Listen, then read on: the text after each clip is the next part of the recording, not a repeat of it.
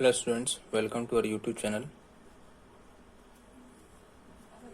Part second. ठीक है, तो कल जैसा कि हम लोगों ने देखा था कि हम लोगों ने ऑर्डर ऑफ रिएक्शन डिस्कस किया था, लेकिन उसके कुछ एग्जांपल्स शो करना रह गए थे। ठीक है, तो वही आज कुछ एग्जांपल के जरिए एक्सप्लेन करते हैं कि what is the order of reaction. ठीक है, example number 1, 2NO2 gives out 2NO plus rate law expression के हिसाब से जैसे आप लिखोगे रेट इज इक्वल टू, यहाँ पर आएगा रेट कांस्टेंट और जो भी रिएक्टिंग स्पीसीज है वो स्टोइचियोमेट्रिक कोएफिशिएंट अगर आप लिख देते तो ये क्या है, यानी कि यहाँ पर ऑर्डर ऑफ रिएक्शन क्या है 2। ठीक है, दूसरा एग्जांपल अगर हम लेते हैं, एग्जांपल नंबर 2 क्या है, H2 plus I2 gives 2HI। ठीक है, रेट लो लिखेंगे यहाँ पर K H2 I2। ठीक है, यहाँ पर दोनों की क्योंकि स्टोइचियोमेट्रिक कोएफिशिएंट 1 है तो यहाँ 1 या 1, यानी इन दोनों को जब जोड़ेंगे तो ऑर्डर ऑफ रिएक्शन क्या होगा, 1 + 1 इज इक्वल टू क्या होगा, 2 होगा। ठीक है, एग्जाम्पल थर्ड लेके देखते हैं। एग्जाम्पल थर्ड है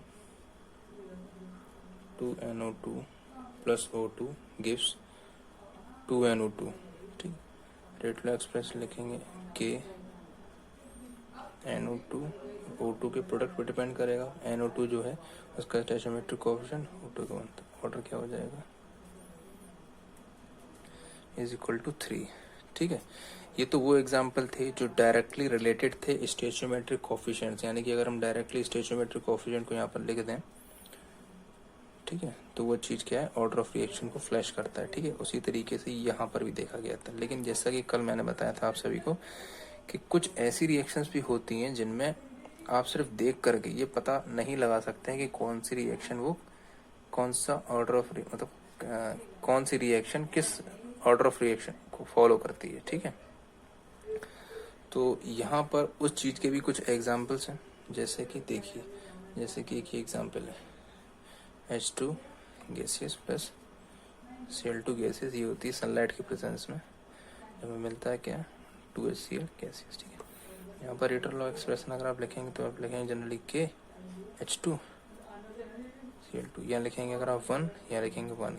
किसको लिखते हो 1, अगर आप लिखेंगे यहाँ पर 1 है, यहाँ पर 1, इसके हिसाब से अगर आप 1 लिखेंगे तो आपके हिसाब से जो ऑर्डर ऑफ रिएक्शन होगा वो 1 + 1 यानी कितना होगा, 2।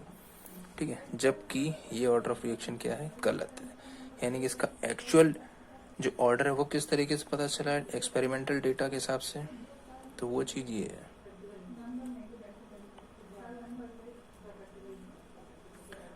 तो यहाँ पर जो ऑर्डर होगा वो ऑर्डर क्या है, 0, यानी कि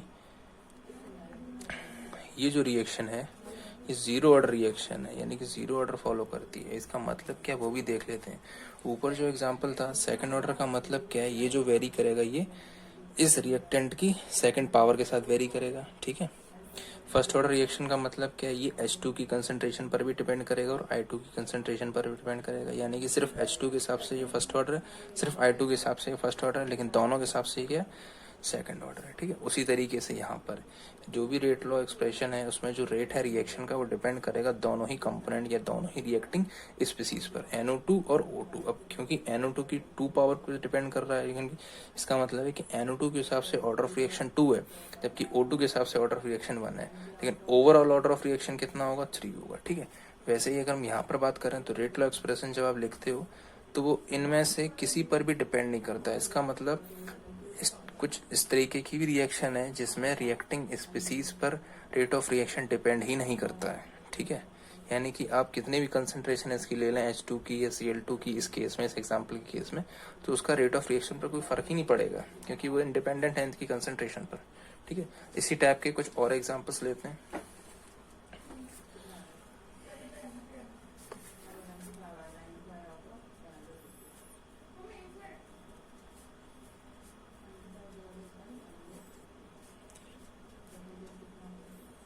अगर आप लोग रेट लॉ एक्सप्रेशन लिखेंगे तो इस तरीके का आएगा।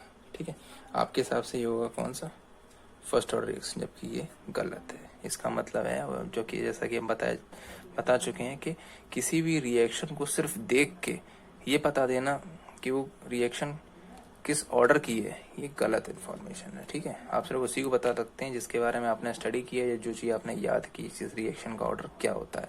किसी अननोन रिएक्शन को देख के ऑर्डर बताना वो एक एक्सपेरिमेंटल डेटा तो है नहीं, तो इसलिए वो चीज़ गलत है, यानी वो डाउटफुल रहेगा। तो इसका ऑर्डर जो एक्चुअली में होता है वो ऑर्डर क्या होता है, यानी कि इस तरीके से इसका रेट लॉ एक्सप्रेशन लिखा जाएगा। ठीक है, 3/2। तो ऑर्डर कितना है इस रिएक्शन का, 3/2। और हम ये भी बता चुके हैं जो ऑर्डर ऑफ रिएक्शन होता है वो फ्रैक्शन में भी पॉसिबल है। ठीक है, तो इसका एक्चुअल ऑर्डर जो है, ठीक है, वो इस तरीके से हमने बताया था। ठीक, इतनी बात समझ में आ गई। ऑर्डर ऑफ रिएक्शन को लेके अभी हमने एक चीज और डिस्कस की है कि फर्स्ट रो, जैसे अगर हम एक जनरल मानते हैं कि हमने एक चीज मानी कि A+B ये जनरल है, गिव्स प्रोडक्ट। ठीक, रेट लॉ एक्सप्रेशन आप ये लिख सकते हैं उसका KAB, और यहाँ पर हमने लिख दिया X और Y। ठीक है, तो X + Y जो है ये ओवरऑल रेट को रिप्रेजेंट करेगा, ओवरऑल ऑर्डर को रिप्रेजेंट करेगा। ठीक, इस तरीके से रिप्रेजेंट करेगा। अच्छा, अब ये डिपेंड कर सकता है रिएक्शन के ऊपर, यानी कौन सी रिएक्शन किस तरीके का ऑर्डर फॉलो करती है। ठीक है, यानी X की वैल्यू आप 0 भी ले सकते हैं, Y की भी वैल्यू 0 ली जा सकती है। तो अगर मान लो दोनों 0 होंगे तो रेट ऑफ रिएक्शन सिर्फ ये होगा, यानी कि इस पर डिपेंड ही नहीं करेगा। तो इस केस में ये 0 ऑर्डर होगा, 0 ऑर्डर इफ X = 0 और Y = 0।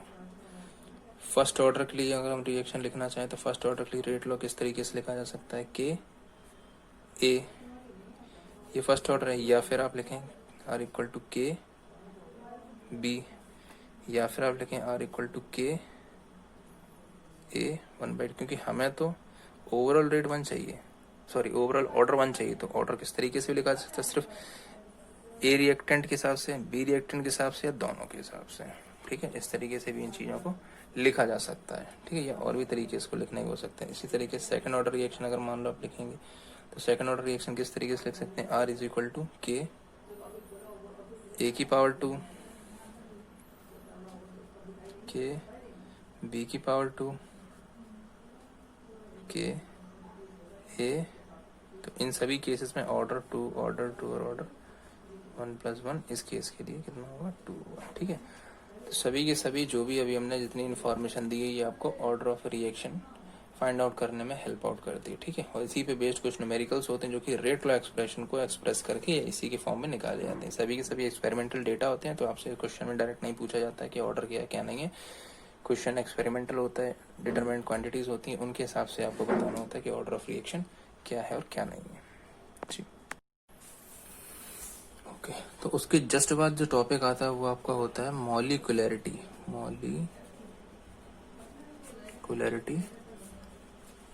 Of reaction.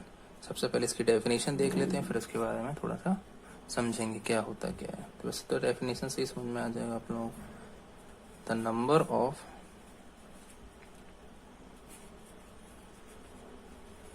reacting species which must collide simultaneously in order to bring out the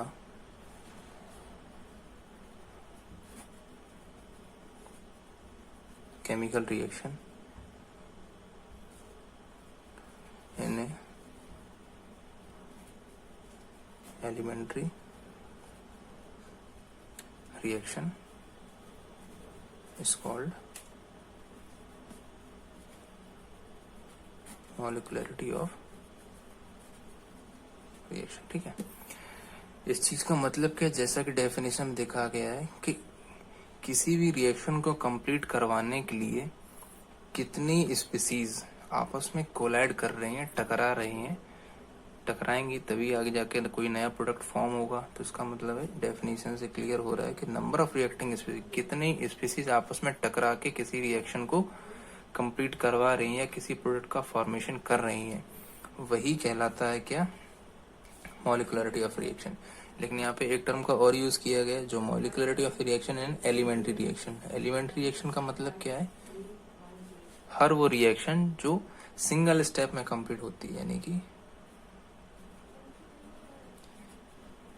reaction which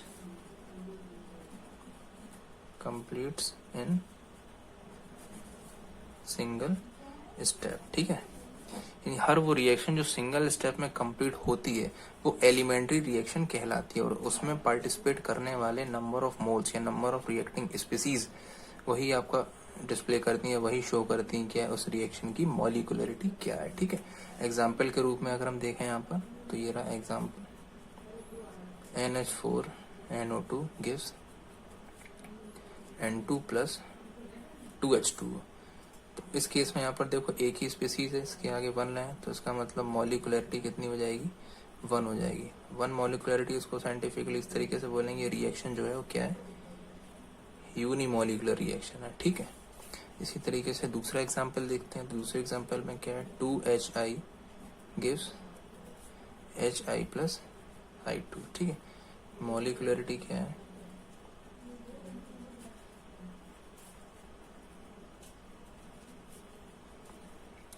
और एक और चीज, जो ये मॉलिक्युलरिटी है, ये मॉलिक्युलरिटी जो है थियोरेटिकल कॉन्सेप्ट होता है। थियोरेटिकल का मतलब हमने सिर्फ ये देखा कि रिएक्शन में कितनी स्पीसीज ने पार्टिसिपेट किया है, वही डायरेक्टली शो कर देता है कि मॉलिक्युलरिटी उस रिएक्शन की क्या होगी। ठीक है, तो ये चीज जो है वो थियोरेटिकल होती है। जबकि ऑर्डर ऑफ रिएक्शन हमने बात की है, तो ऑर्डर ऑफ रिएक्शन जो है वो एक एक्सपेरिमेंटली डिटरमाइंड क्वांटिटी होती है। तो ऐसा हो सकता है रिएक्शन में कि मॉलिक्युलरिटी ऑफ ऑर्डर ऑफ रिएक्शन कभी कभार हो सकता है कि आपको सेम दिखे, तो उससे उसका मतलब उसका कंक्लूजन आप ये मत निकालना कि मॉलिक्युलरिटी और ऑर्डर जो है वो सेम होती है। This both are different things. चलिए एक टॉपिक और स्टडी कर लेते हैं आज का, जो कि है यूनिट ऑफ रेट कांस्टेंट। ठीक है, रेट कांस्टेंट की जो यूनिट है वो क्या होती है। देखिए, अगर हम एक जनरल रिएक्शन लिखते हैं, हमने कहा कि ए किस बी, यानी ए रिएक्टेंट है वो प्रोडक्ट बी को देता है, और हम ये मान के चल रहे हैं कि ये कोई भी जनरल एक्सप्रेशन है, क्योंकि तो इसलिए मान ले किसी भी एन ऑर्डर के लिए रिएक्शन लिखी गई है। ठीक है, रेट लॉ के हिसाब से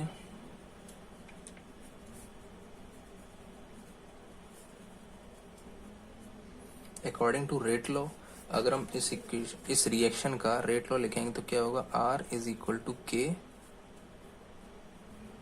ए की पावर n, क्योंकि हमने ये n ऑर्डर मानी हुई है, तो यहाँ पर ये ऑर्डर ऑफ रिएक्शन को फ्लैश करेगा। ठीक, अब रेट ऑफ रिएक्शन हम लोग जानते हैं, इसको ऑल्सो भी written as rate also B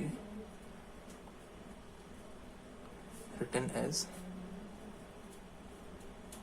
concentration upon time, और मोर प्रिसाइजली हम लोग ऐसा भी कह सकते हैं, सिर्फ कंसंट्रेशन नहीं, change in concentration.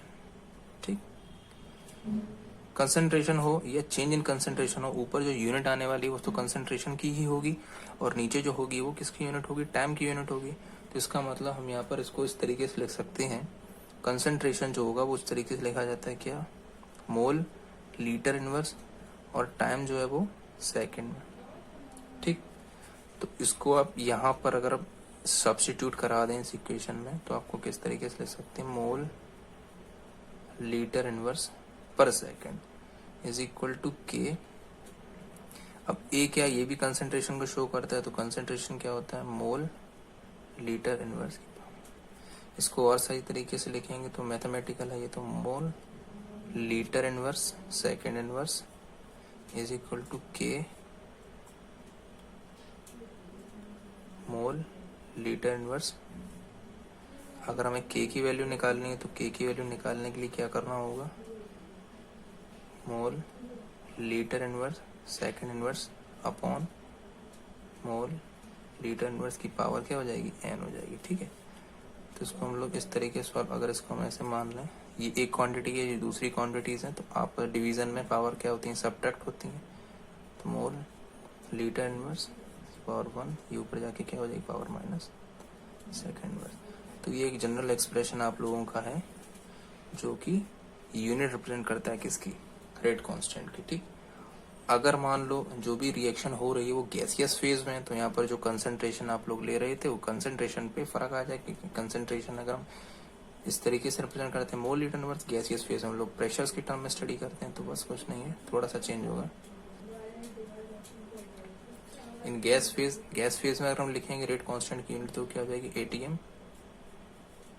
1 minus n second inverse, या फिर अगर प्रेशर जो है बार में है तो इस तरीके से, यानी जो चेंज आ रहा है वो इस ब्रैकेट में आ रहा है, बाकी सब ये चीज ही है। और जहां पर जो n होगा वेयर n क्या है, n है ऑर्डर ऑफ ए रिएक्शन। आज के लिए स्टूडेंट्स टॉपिक सिर्फ इतना ही, ठीक है। आप लोग इसको स्टडी कीजिए, समझिए, क्वेश्चन से रिलेटेड लगाइए। और हाँ, एक और बात, if you like the content that I am providing then please comment and share your views regarding this content. Okay, thank you for listening.